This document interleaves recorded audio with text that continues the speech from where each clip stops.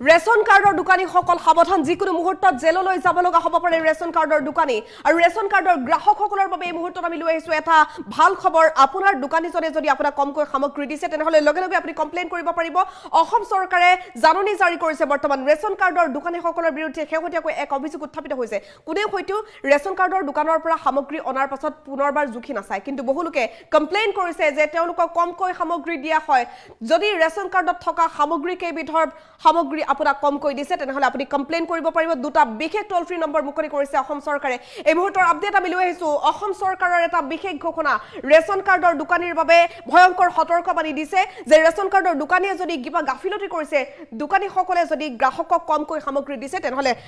গ্ৰাহকে কমপ্লেইন কৰিব পাৰিব দুটা টোল ফ্ৰী নম্বৰ আছে এই মুহূৰ্তত আমি জনাব বিচাৰিছো আপডেট জেললৈ যাব লাগিব ৰেচন কাৰ্ডৰ দোকানী এয়া সম্পূৰ্ণৰূপে ভয়ংকৰ সতৰ্কবাণী ৰেচন কাৰ্ডৰ দোকানীসকলক দিয়া হৈছে যদি তেওঁলোকে গাফিলতি কৰিছে তেনেহলে হাজু থাকক জেললৈ যাবলৈ আপোনাক ৰেচন কাৰ্ডৰ দোকানীয়ে কমকৈ সামগ্ৰী দিছে নেকি আপুনি চাই লওক ভালদৰে আপোনাক যদি সামগ্ৰী কমকৈ দিছে তেনেহলে কমপ্লেইন কৰিব পাৰিব যদি কমকৈ ৰেচন কাৰ্ডৰ সামগ্ৰী দিছে তেনেহলে জেললৈ যাব লাগিব ৰেচন কাৰ্ডৰ দোকানী আৰু ইয়াৰ বাবে বিশেষ টোল ফ্ৰী নম্বৰ মুকলি কৰিছে এটা বিশেষ নম্বৰত ৰেচন কাৰ্ডৰ দোকানীৰ বিৰুদ্ধে আপুনি অভিযোগ দাখিল কৰিব পাৰিব আপোনাৰ লগত কি হৈছে আপুনি জনাব পাৰিব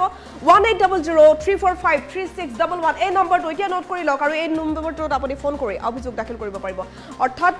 বিএসএনএলৰ গ্ৰাহকসকলেও 1967 এই নম্বৰটোত ফোন কৰি কমপ্লেইন কৰিব পাৰিব এই দুটা টোল ফ্ৰী নম্বৰ মনত ৰাখক আৰু আমি ইতিমধ্যে স্ক্ৰীনতো দেখাই আছো সেই নম্বৰ কেইটা আপুনি ফোন কৰি কমপ্লেইন কৰিব পাৰিব ৰেচন কাৰ্ডৰ দোকানীৰ বিৰুদ্ধে এই বিশেষ সতৰ্কতা জাৰি কৰা হৈছে ৰেচন কাৰ্ডৰ দোকানীয়ে যদি কমকৈ আপোনাক সামগ্ৰী দিছে তেওঁলোকে যদি গাফিলতি কৰিছে ৰেচন কাৰ্ডৰ দোকানীৰ বিৰুদ্ধে সততে এক অভিযোগ উত্থাপিত হয় যে গ্ৰাহকক তেওঁলোকে সামগ্ৰী দিয়াৰ পাছতো বহু সামগ্ৰী তেওঁলোকে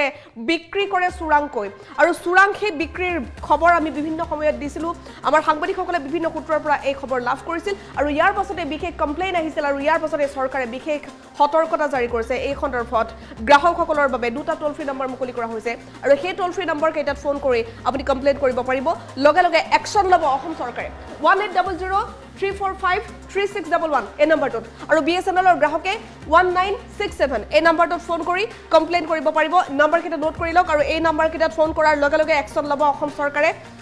ৰেচন কাৰ্ডৰ যিসকল দোকানী তেওঁলোক সাৱধান হোৱাৰ প্ৰয়োজন তেওঁলোকে যদি কেনেবাকৈ গাফিলতি কৰিছে যদি যিমান সামগ্ৰী দিব লাগে গ্ৰাহকক সিমান সামগ্ৰী নিদি যদি তেওঁলোকে কোনো গাফিলতি কৰিছে কমকৈ যদি সামগ্ৰী দিছে বা তেওঁলোকে চুৰাংকৈ যদি সামগ্ৰী বিক্ৰী কৰিছে কোনো গ্ৰাহকে কেতিয়াবা আসলতে নিবলৈ পাহৰে বা কোনো গ্ৰাহক সম্পূৰ্ণৰূপে নোহোৱা হৈ যায় তেতিয়া সেই সামগ্ৰীখিনি যদি তেওঁলোকে চুৰাংকৈ বিক্ৰী কৰাৰ ধান্দা কৰিছে তেনেহলে নিশ্চিতভাৱে এই ক্ষেত্ৰত তেওঁলোকে অপৰাধ কৰিছে আৰু এই অপৰাধমূলক গোচৰত তেওঁলোক জেললৈ যাব লগা হ'ব পাৰে আৰু যদি গ্ৰাহকে কমপ্লেইন কৰে লগে লগে একশ্যন ল'ব অসম চৰকাৰে আৰু ৰেচন কাৰ্ডৰ গ্ৰাহকসকলৰ বাবে দুটা টোল ফ্ৰী নম্বৰ ইতিমধ্যে চৰকাৰে মুকলি কৰিছে আৰু ৰেচন কাৰ্ডৰ দোকানীসকলক